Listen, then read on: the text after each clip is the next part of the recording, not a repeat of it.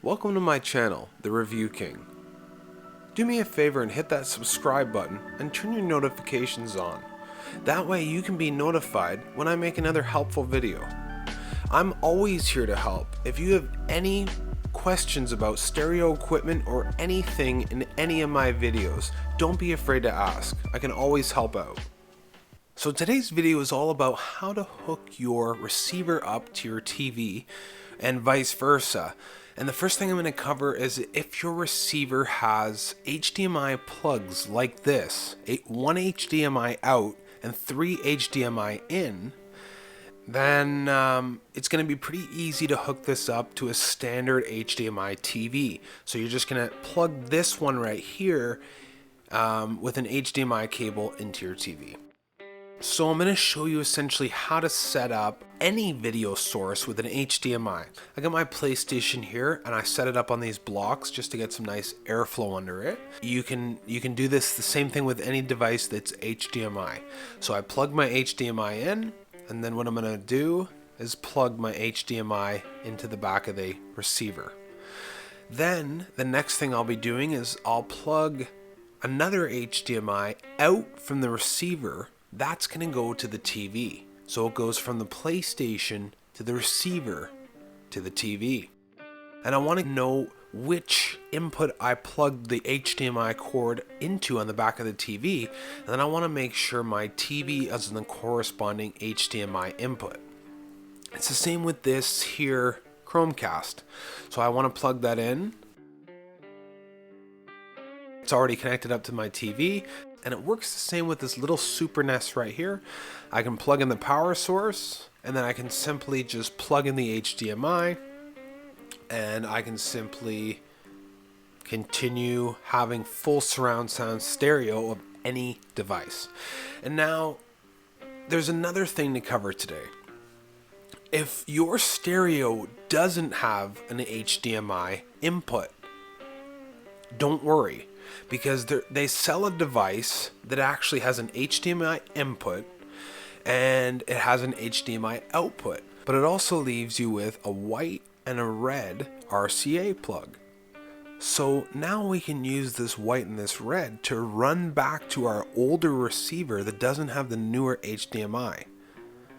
So now I can run this back to my TV CD in, or I can even use BD, DVD, VCR, DVR, cable satellite, or game, any of those audios. So you can go straight from your Roku, Fire Stick, Chromecast, Wii U, Apple TV, Blu-ray player, PlayStation 4, anything with HDMI.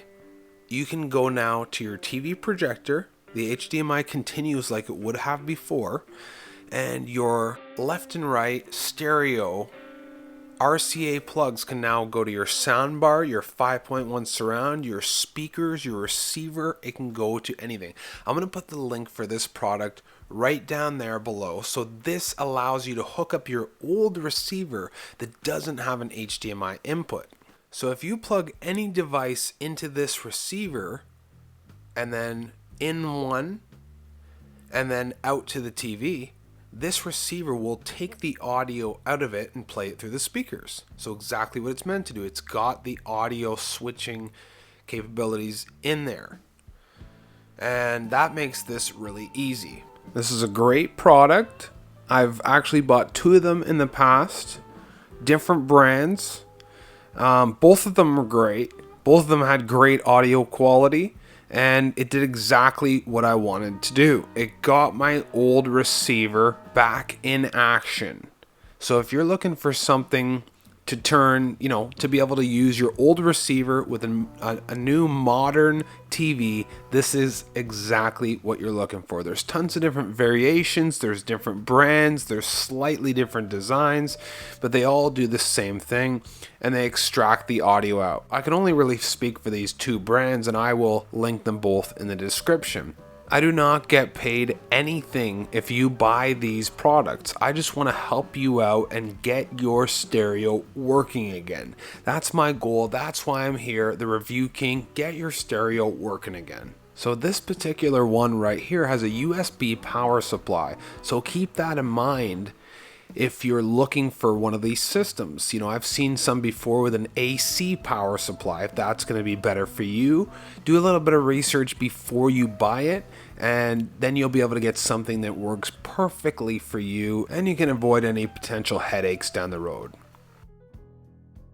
If you have something with these AV plugs, like a DVD player, PlayStation 2, older gaming system, anything, you can plug that into the back of the receiver, and then unfortunately this receiver can't switch that to an HD connection. I wish it could, so we're gonna have to stick to this method. You're gonna have to have a second cable, a double-ended cable. Then we're gonna have to plug that into the out, and then we're gonna have to run that up to our TV. So it says on the little diagram, the green is yellow, and I plug in my left and right, white and red, and then I'm actually running the full system through the receiver. But if I don't have a second cable, obviously I have to make sure it's on AV channel, but if I don't have a second cable, and I don't care if the sound comes out of my TV, I just want the sound to come out of the receiver because it's got better speakers anyways. I can just separate the video wire from the other two, and I can run that up to the TV by itself.